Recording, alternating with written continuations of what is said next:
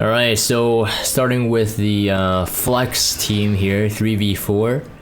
This is going to be a Nahkwol showcase, it's going to be arena showcase mainly. I'll have my thoughts, my builds at the end. I mean, she's really pretty insane. If you're watching this already, it's been a week since her release, and if you allow your opponent to have her while having access to soul burn, while not necessary, but having access to soul burn, she's pretty much an unstoppable force for a lot of things, I think. Outside of like maybe B-Dom and Karina being kind of a counter to her, she wreaks havoc, at least in arena. She reminds me of Elfelt. I built her as a C Pavel activator. You'll see the build near the end, as usual per my videos. But realistically, she has the same like base speed as Elfelt. So for those who ran Elfelt cleave with C Pavel, she's like a better version of that, because she has a touchless seal plus 2 attacking skills. So if you build her with crit rate neck, you're going to be able to activate C Pavel, and in arena that's still pretty much like pretty good. So with at least currently as I'm making this recording, with the arena meta being like, you know, ML Landy being a big proponent, Rebellion's going to come back a lot if people are just going to be abusing souls, which like I am. But Rebellion technically never left for people who have defense on anti-cleave. But Summer Luluka had always been a big issue as well, because a lot of the openers that can get you a C Pavel cleave would potentially do a non-attack skill. I'm just naming, I won't even name them, but in terms of Nahkwol, she kind of reduces that that aspect of you trying to have to fill in a secondary DPS to be able to activate C Pavel. But like I said, it's pretty much close to Elfelt, but has actual use against ML Landy's team, because you could potentially strip, unless you're soul burning, you're fully stripping the anti-crit buff, you're stripping the immunity buff. I'm not even really commentating on the fights itself, just commentating how broken she is. As you can see, I am on her artifact, the one that actually gives you up to 50% defense break, especially on any skill. I had an oversight when I first read the description. I actually thought that it was like Elfelt's but lower proc, so I'm like, well, that sucks. But Elfelt's misconfile is a single target skill, while this one can be AoE, so it's pretty good to pick up. And also, yeah, I just very seeing the MLK on screen reminded me of the buff patch and the memes that were floating around. They have buff MLK-Ron and MLK, and technically 2 of the a deadlier like counter heroes that we have. And then she kind of suppresses that, right? With the bind skill. So it was kind of funny. Really, Smilegate 1-ups himself. I swear I've said this before in other videos, commentated on it, that I feel like Smilegate has 2 development teams. Like, one to do the buffs and the other one's to create the hero. And actually, I might not even be wrong about that. Like, that's just my observation based on result, but I don't even think I'm wrong. I think that's still the case. So all the memes are like legit. They have legit credibility.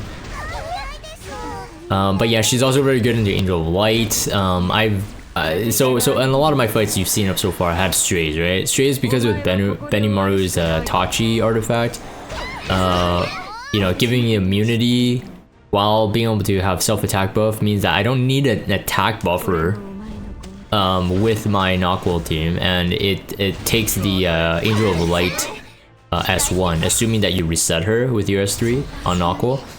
But I've been running that tech for over 2 weeks, and that's why I'm making this video kind of, well, I was not 2 weeks, sorry, a full week. That's why I'm making this video kind of late as well. Actually, I'm a couple days past the first whole week when making this recording, so it's just because I'm so busy. But in terms of like the tech, at the moment, the defense hasn't shifted too much. I think that a lot of people running Bunny Dom, because Bunny Dom is pretty good into Ran and also really good into her. So yeah, it's something to consider if you're fearing Nahkwol teams cleaving you. But to my observation, in terms of people cleaving me with Nahkwol, there hasn't been a lot. So I don't think that this is gonna be a very popular cleave. The other thing is that it does demand a high speed crit rate neck. And when we're talking about right side main stat gear, not everybody has the luxury to build everything. Like you could maybe make a 300 speed, but you might not be able to make 300 speed with crit rate neck. And that's just what I mean. So this cleave is probably not going to be like everybody's cup of tea. I'm just saying that I'm having a lot of fun with this. And this is how I'm making videos now, honestly. The last video I made, I think, was on ML Landy. And that was literally because I just thought that she was a really fun character. But Nahkwol is just obnoxious. And now even with the with Jacko's passive skill behind, it like grants like an extra debuff on an already high effectiveness hero, right? So like on a Ran, unless you built your Ran with high effectiveness, then like you wouldn't benefit from, you know, something like the chain of Keyron as much, as opposed to someone with like, you know, average 150 effects. And I'm talking about Nahkwol here. So it's kind of cool to be able to see like another opener doing AoE attack, so like Payra Ran, but then also, you know, being able to do the bind, which is great. That means you don't need ML Elena, and ML Elena doesn't proc Summer Luluka, etc, etc. That kind of interaction just skips that. But it's gonna be a short-lived power creep. That's just my opinion. Like based on how I see them designing and rebuffing heroes, it's gonna be, yeah, this one's gonna be fun. So Edward does cleanse the bind, and he does like, so if that's your single debuff, he will actually cleanse the bind and then do equivalent exchange. So that's why I did run Chain of Keyron buff from Jacko here. I got lucky, I stunned him so you couldn't see it, and he actually had 2 resistances. But just explaining the interaction, and of course this is from trial and error, this is how I learned, that he does cleanse the bind, and he does like retaliate with equivalent exchange if he only has that 1 buff, so 1 debuff rather. There is still something weird about the debuff stack. Sometimes it still doesn't stack properly. So I had a run where I had Chain of Keyron and it didn't stack. It didn't stack the debuffs from the buff. And then so he cleansed the bind. But if you have bind on, he actually does not counterattack in terms of using his extra attack, which is kind of interesting. The only one I think that still skips that mechanic right now is Fire Muru. So Magic for Friends still skips that because I think it's an artifact effect. So it skips that check completely. So I'm talking about the bind mechanic. She's the only one that can still skip it. Everyone else, as long as it holds on them, they cannot counterattack. They can't even dual attack. So Lilius, for example, see Lilius, she can't dual attack. Which is, of course, is in the description, but it's still, I think that bind is a pretty packed skill overall. And I just realized that was a injury Aiden. Yeah, because no one, what the frick? As I'm commentating on this, but anyways, yeah. So I haven't really commented again on the teams I'm using. I don't think that I need to. My intention for this video was not to be like, okay, here are the cleave teams you use. But it's more of like she opens up so many opportunities to do some really cool stuff. So I'm just like, I'm like slamming all my geared heroes with Nahkwol. This is what I really like about Nahkwol too. It's like Lua technically has the same kind of oppression, same as C. Lilius, but like they still do different things, you know? They're not the same, although I know that at the beginning people called her Nahkwol as Lua 2.0, but they're still not the same. Like they do vastly different things. And again, if you can make your Nahkwol into a C. Pavo enabler, it gives her an extra role to serve, right? As an opener, gives her more flexibility, because you could use her like this, disable turn 1 like this, and then just wipe them with your DPS. Or you can actually make her an enabler, so that like someone like C. Pavo actually comes into play. I think there's a run here. I don't know if I saved it in the recording, but I even brought Summer Break Charlotte back in. Oh, one other interaction has probably been shown already, but I should note it here if you didn't notice, is that last round of Crow, because Nahkwol's reset is AoE and it's touchable, he does reset. So technically you increase his cooldown and then he reduces cooldown because you did an AoE. Whereas Lua, your reset would be touchless, so technically he would be disabled turn 1. So there's pros and cons. In this case, I didn't mind because like this, I haven't met a last order Crow that can wipe this full team. Plus I had Lilius and had Nahkwol who had higher HP than usual in terms of like not like 8k HP from a DPS. But honestly, it's like every single fight is like, oh, okay, which book holder? I literally like scroll through my mages like, hey, which book holder would be fun in this comp? And this one, you know, use Leica, which my Leica is kind of scuffed. But either way, it's just really fun. I feel like Nahkwol is one of those heroes that, like I said before, opens up all these other heroes that you could play. And that in my opinion already shows her how powerful she is. If they had chosen to give her higher base speed, man, it's about time you quit the game because it's just too broken.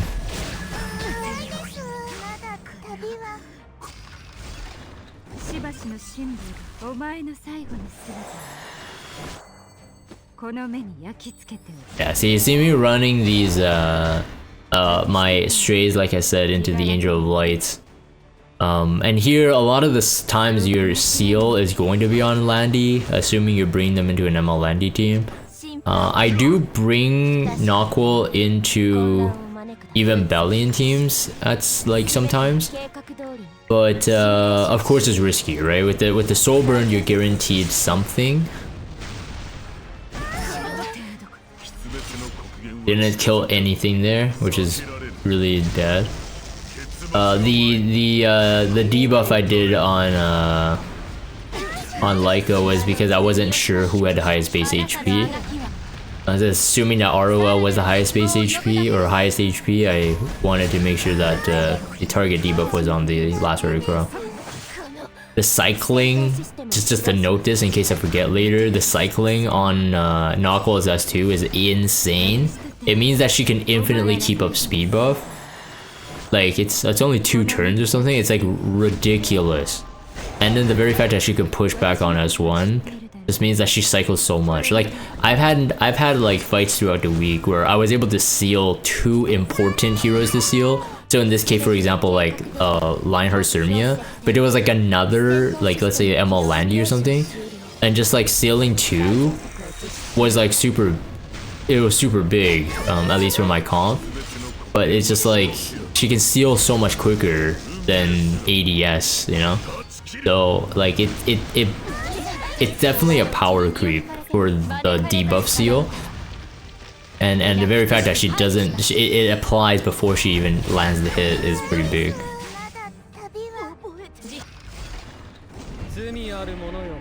This one, I knew that the Zeo was probably fast, so my Zeo, if I go first, I push him back. If he goes first, he pushes me back. But my Nahkwol is open here. So this one, again, like, pretty simple. But I think I RNG'd Karina. I actually landed it. That wasn't supposed to happen, or that wasn't necessary for the win. Because my idea was that, like, you know, she goes into Nahkwol, my Strays is still alive, so Strays can take her out. Because you can strip on the next turn, strip the speed buff and all that, speed buff and defense buff. But I actually did reset her, so that was kind of cool.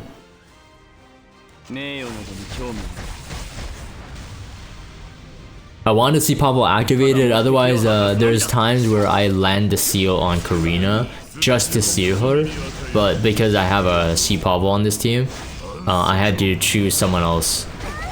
Last Rider Crow seemed fine, but honestly it was just to land the hit so I can get the C Pablo proc.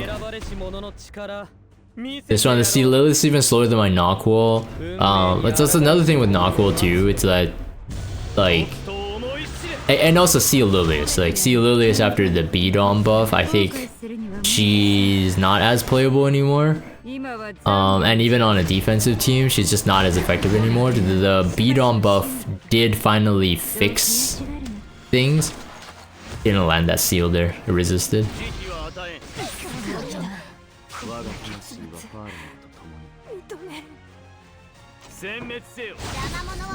Yeah, this is the one with the shark lid I was talking about.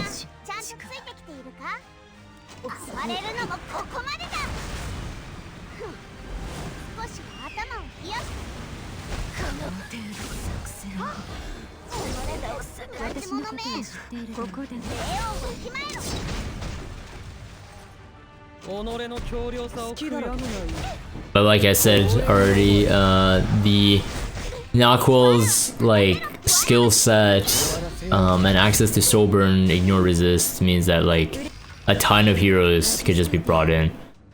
This one I was surprised. So this one like is a classic one that I run Rebellion, and there's actually a Bastion of Hope on that Angel of Light. So you know, odds are against me, quote unquote, but you know, if you land, you land, and this is pretty powerful. I usually do a check in terms of a skill check, is like, did I actually reset that Angel of Light? But in this case, it doesn't really matter because I sealed, and I didn't even reset her, by the way. In this case, it didn't matter because I sealed the Senya. That means everybody's going down because the defense breaks also landed properly. Alright, so hopefully you enjoyed the commentary. I'm gonna quickly show my build of Nahkwol. But before I do that, I want to thank my Patreon supporters supporting me monthly.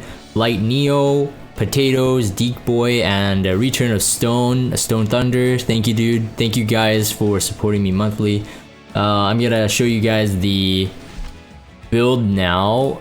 This is my Nahkwol at the moment. I actually pulled for more imprints because the effectiveness was just so good. In case I can't soul burn, I want more of these artifacts. I think your best in slot would definitely be Guiding Light if you're playing World Arena. Same concept as Lua. I think Guiding Light is really good unless you're confident about outspeeding your opponent and you have like a 310, 315 Nahkwol or something.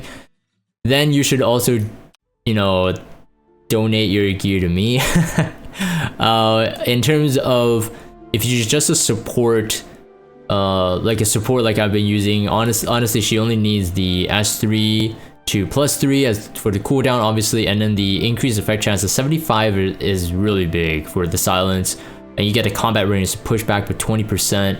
So like I said, like she has like this 2-turn buff on the forbidden incantation is just 2-turn cooldown is just insane, right? So seal before the attack, so you could do that on an Aiden, you could do that on, I don't know, up to you. It depends on who you're fighting, but for me in the arena runs, like Aiden is a primary target, Senya would be good, Landy would be good, even Karina you can still land it because you don't need it to hit, and that takes away a lot of Karina's kit as well.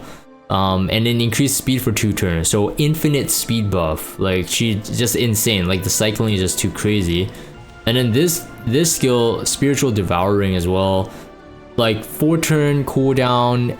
It's not even that bad, especially like, you know, she cycles so fast with her base speed, assuming you build it fast, and then with the speed buff, and then you're sealing off targets, and then if you're in Guiding Light they can't knock you out. So like realistically she's doing a ton for the team, right?